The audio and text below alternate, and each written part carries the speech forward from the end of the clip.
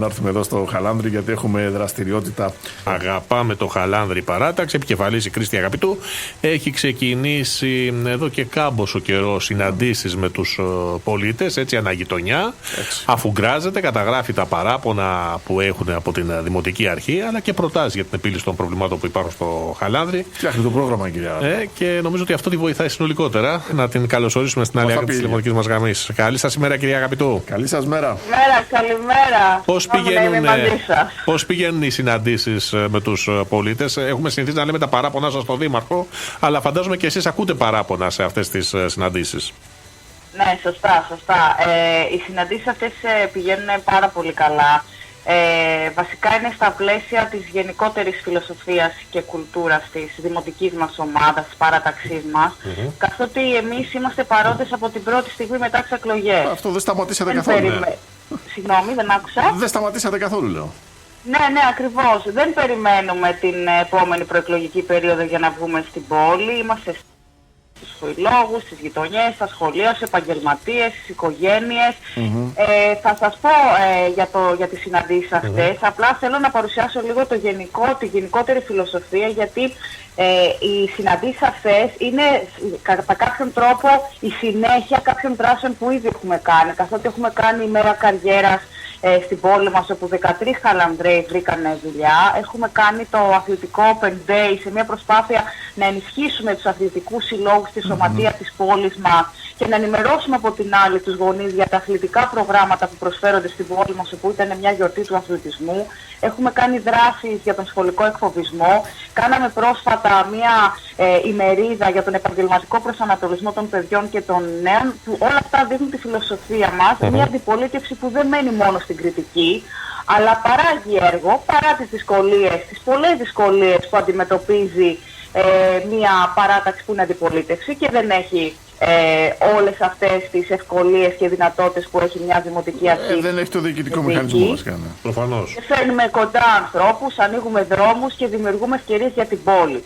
Οι συναντήσεις λοιπόν αυτές που περνάμε από όλες τις γειτονιές της πόλης είναι συναντήσεις που γίνονται κατά κάποιον τρόπο μετά από πρόσκληση κάποιων φίλων μας, συνδημοτών μας που θέλουν να συζητήσουν τα προβλήματα, όπου εκεί βλέπουμε ότι κατά κάποιον τρόπο τα προβλήματα σε γενικές γραμμές έχουν να κάνουν με την καθαριότητα, που η καθαριότητα σε σχέση με το παρελθόν στην πόλη μας σε αρκετές γειτονιές, όχι σε όλη την πόλη, αλλά σε αρκετές γειτονιές δεν έχει το επίπεδο καθαριότητας που είχε πριν κάποια χρόνια, έχει πέσει δηλαδή αρκετά. Τα πεζοδρόμια είναι ένα πρόβλημα το οποίο η αλήθεια είναι χρόνιο και αρκετοί δημότες το σημειώνουν και το τονίζουν. Και αυτό το οποίο είναι πάρα πολύ σοβαρό που έχει να κάνει με την καθημερινότητα, έχει να κάνει με τη στάθμιση και με τον τρόπο αντιμετώπισης των προβλημάτων και των θεμάτων που θέτουν οι δημότες στη Δημοτική Αρχή. Δηλαδή δεν μπορούν εύκολα να επικοινωνήσουν με την Δημοτική Αρχή από ό,τι μας λένε, και σε περιπτώσεις που καταφέρνουν να επικοινωνήσουν με τη Δημοτική Αρχή, είτε να επικοινωνήσουν μέσα από τα social media, γιατί υπάρχουν πια και τα μέσα κοινωνικής δικτύωσης, δυστυχώς οι απαντήσεις που παίρνουν από τη Δημοτική Αρχή και από τον Δήμαρχο δεν είναι, θα έλεγα, καθόλου ικανοποιητικές. Η στάθμευση είναι ένα πολύ μεγάλο πρόβλημα στην πόλη μας. Και δεν περιορίζεται και στα όρια του Χαλανδρίου το συγκεκριμένο πρόβλημα, έτσι. Ακριβώς. Γίνονται έργα στην πόλη μας για αρκετό χρονικό διάστημα. Γίνεται η ανάπλαση του εμπορικού κέντρου και σε αυτό το σημείο θέλω να αναφέρω ότι η παράταξή μας ψήφισε την ανάπλαση του εμπορικού κέντρου, γιατί θεωρώ ότι μια υπεύθυνη αντιπολίτευση δεν θα μπορούσε να αρνηθεί χρηματοδοτούμενο πρόγραμμα για το καλό της πόλης, γι' αυτό και το ψηφίσαμε. Από την άλλη όμως προσπαθούμε να ασκούμε κριτική και έλεγχο στον τρόπο υλοποίησης του κάθε έργου. Έχουμε κάνει προτάσεις, τις οποίες προτάσεις τις συζητούμε με τους συνδημότες μας για το πρόβλημα της στάθμευσης, αλλά δυστυχώς οι προτάσεις μας δεν εισακούγονται από την Δημοτική Αρχή. Σας δίνεται η ευκαιρία δηλαδή μετά τη συγκέντρωση των προτάσεων από τους πολίτες, κυρία Αγαπητού, να τα φέρνετε αυτά στο Δημοτικό Συμβούλιο, έτσι?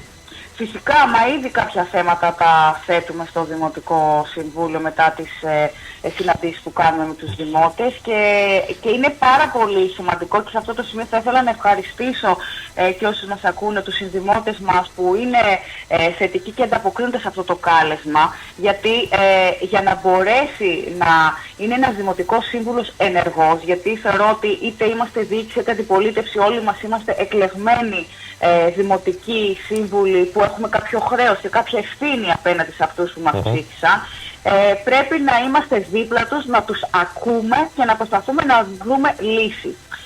Και επειδή σε κάποια σημεία η Δημοτική Αρχή δεν είναι τόσο δίπλα στους δημότες, οι δημότες νιώθουν έντονα αυτή την ανάγκη. Εμείς είμαστε δίπλα τους. Εμείς τους καλύπτουμε με το να τους ακούμε και να προσπαθούμε να βρούμε λύσεις. Ξέρετε τι όμορφο που είναι να πίνεις καφέ έτσι απλά ανθρώπινα με 5-10 ανθρώπους και να συζητάς για την πόλη σου και να σχεδιάζεις το πώς θα μπορούσες να λύσεις τα προβλήματα. Είναι πάρα πολύ όμορφο. Είναι πάρα πολύ ωραίο. Επομένως, αυτές οι συναντήσεις θα συνεχιστούν, όπως επίσης και οι υπόλοιπες δράσεις της παράταξής σας.